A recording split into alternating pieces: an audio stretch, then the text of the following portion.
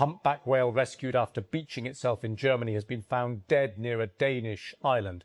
The whale was first spotted stuck on a sandbank on the 23rd of March off the island of Pehel on Germany's Baltic coast.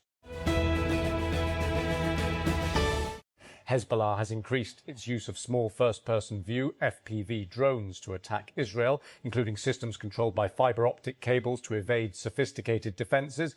BBC Verify has geolocated 35 videos shared by the Lebanese armed group since the 26th of March, which show strikes on Israeli soldiers, armoured vehicles and air defence systems in southern Lebanon and northern Israel. Military and law enforcement clashed with demonstrators outside La Paz, Bolivia, in an attempt to clear roadways that had been blocked as part of nationwide anti-government protests. As many as 3,500 soldiers and police were deployed as part of the operation that began in the early hours of Saturday.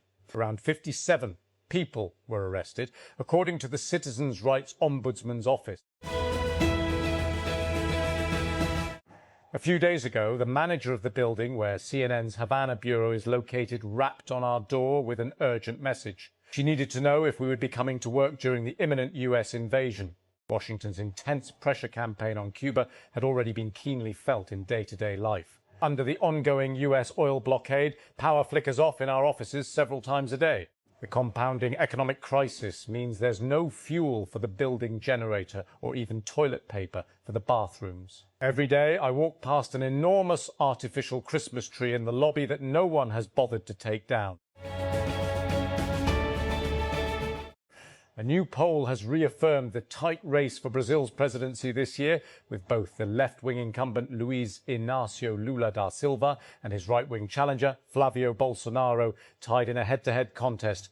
On Saturday, Datafolha, the polling firm for the group Folha media conglomerate, released its latest numbers, tracking the candidates' progress in the run-up to October's generation election. Two presidential campaign staffers have been killed in Colombia just 2 weeks before the South American country heads to the polls. The killings were announced by right-wing presidential candidate Abelardo de la Espriella, who said gunmen on motorbikes shot the victims in the central department of Meta on Friday night. Relations between Pakistan and Afghanistan have been tense since the Taliban took power in 2021. On Monday, Pakistan summoned a senior Afghan diplomat after an attack claimed by the Pakistan Taliban, known by the acronym TPP. The group said it carried out 2 more attacks since, mostly against security forces. As the Eurovision Song Contest took to the stage for the Saturday night final in Vienna, thousands protested outside against Israel's inclusion, and 5 countries boycotted the event over the genocidal war on Gaza. Pro-protesters marched through the Austrian capital to highlight what critics described as a double standard. The European Broadcasting Union, EBU, organisers refused to exclude Israel, despite banning Russia following its invasion of Ukraine 4 years ago. Have a nice... The vibes around the current AI boom aren't great, even in the tech industry. According to a lengthy social media post from Menlo Ventures partner Didi Das, Das described San Francisco as pretty frenetic right now, as the divide in outcomes is the worst I've ever seen. A man has driven his car into pedestrians in the northern Italian city of Modena, injuring 8 people, 4 seriously, officials say. They include a woman who reportedly had both her legs crushed. Latvian President Edgars Rinkēvičs has backed opposition lawmaker Andris Kulbergs to replace Evika Silina for the top job after the Prime Minister resigned over an incident involving Ukrainian drones. Kulbergs, leader of the United List of Smaller Parties, which forms the largest opposition bloc in Parliament, will take office if lawmakers approve him and his cabinet. Following a visit from United States President Donald Trump to China, the island of Taiwan has issued a statement saying it is sovereign and independent. But Saturday's statement added that Taiwan plans to maintain the cross-strait status quo, under which it will not officially declare independence from China. AI-powered marketing platform Nectar Social announced Thursday that it raised a $30 million Series A round led by Menlo Ventures and its Anthology Fund, which was created alongside Anthropic, the company which officially exited stealth last year, is an agentic operating system for marketers. It told TechCrunch that it uses autonomous AI agents to help brands run social activity, moderation, creator workflows, competitive intelligence, and commerce conversations end to end. It also has data partnerships with companies like Meta and Reddit that allows the Nectar agent pull and pool data into one place from various platforms, rather than brands needing to use different tools to manage different platforms. Shortly after a car ploughed into a crowd of pedestrians in Modena, Italy on Saturday, 4 Italian civilians stepped in and tackled the vehicle's driver, pulling him to the ground, according to the city's mayor. The madman, I don't know what to call him, the criminal who committed this act, he got out of the car brandishing a knife. Mayor Massimo Mezzetti told state-owned news agency RAI. 4 citizens, whom I thank, captured him and handed him over to law enforcement. Some 150,000 people descended on London in September for a rally organised by Tommy Robinson, an agitator who spreads anti-Muslim bigotry and has several criminal convictions. It felt like a watershed moment in British politics. Something in our country changed, Sadiq Khan, the mayor of London, said at the time. This felt different. Palestinian President Mahmoud Abbas has cast his ballot in internal Fatah leadership elections held at the presidential headquarters in Ramallah. The leaders were elected for the movement's Central Committee and Revolutionary Council at the Ahmad Shukayri Hall on Saturday. At least 80 deaths have been reported in the Democratic Republic of the Congo's DRC new Ebola disease outbreak, authorities said, as health workers race to intensify screening and contact tracing to contain the disease. Nearly 250 suspected cases of the highly contagious hemorrhagic fever have been recorded in eastern DRC, according to the Health Ministry, with 1 death also reported in neighbouring Uganda. This has raised concerns that the disease could spread to neighbouring countries.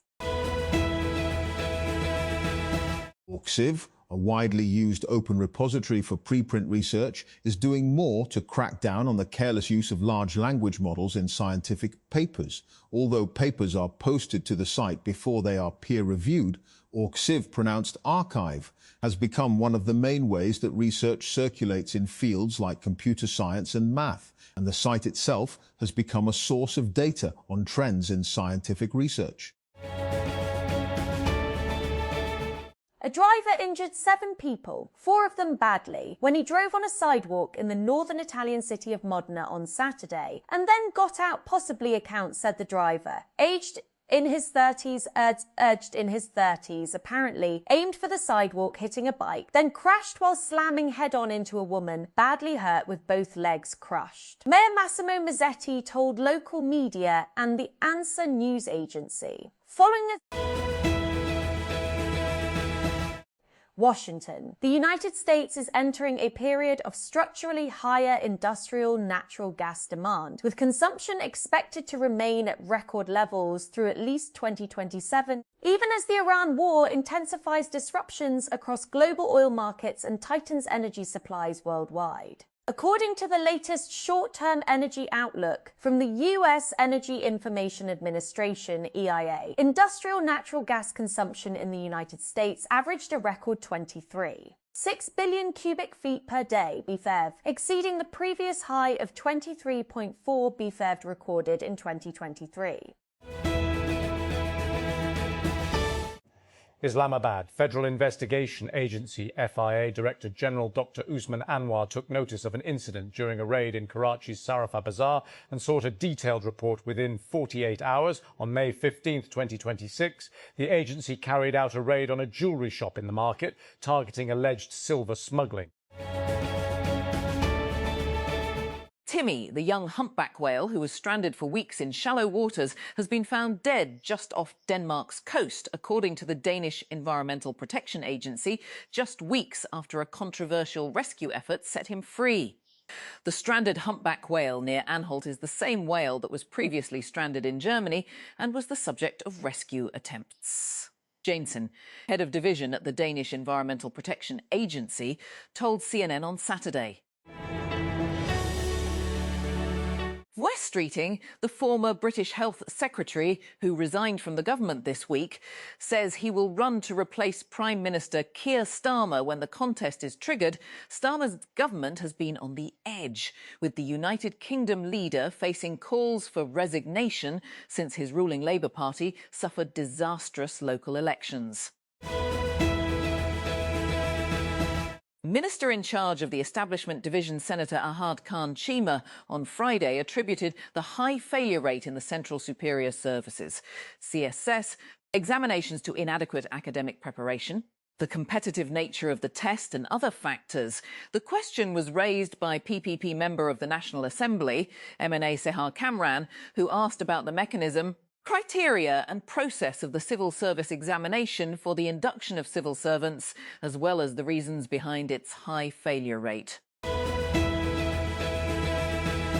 Gunmen have kidnapped more than 50 children from 3 schools in the same town in northeastern Nigeria. Teachers and parents have told the BBC. Most of those missing are aged between 2 and 5 years old. Taiwan has insisted it is a sovereign, independent nation after US President Donald Trump cautioned it against formally declaring independence from China. Trump's remarks came after a 2-day summit in Beijing, after which he said he had made no commitment either way about the self-governing island, which China claims as part of its territory and has not ruled out taking by force. Or Tehran, Iran, Foreign Minister Abbas Araghchi says Iran remains ready to resume direct military conflict with the United States if negotiations fail to produce acceptable results. In a stream of state-orchestrated messaging to both domestic and foreign audiences, Araghchi also warned that despite the damage the US-Israel war on Iran has done to the region, it is also impacting ordinary American households. Antoine Semenyo produced one of the great FA Cup final goals with an audacious back flick that sealed Manchester City's 1-0 win against Chelsea at Wembley. Semenyo illuminated a largely scrappy final late in the second half as he improvised a sublime finish to caress Erling Haaland's cross into the net on Saturday. Sudan's army has recaptured a town in southeastern Blue Nile state, a state that has become a focal point in the civil war with the paramilitary Rapid Support Forces (RSF) that's been raging for more than 3 years. The Sudanese army said in a statement on Friday that it had seized the town of Khor Hassan from the RSF. The presidents of Nigeria and the United States have announced the killing of Abu Bilal al-Manuki, described as the second in command of ISIL. Donald Trump first made the announcement in a social media post on Friday without disclosing when or where the joint Nigerian-US military operation happened.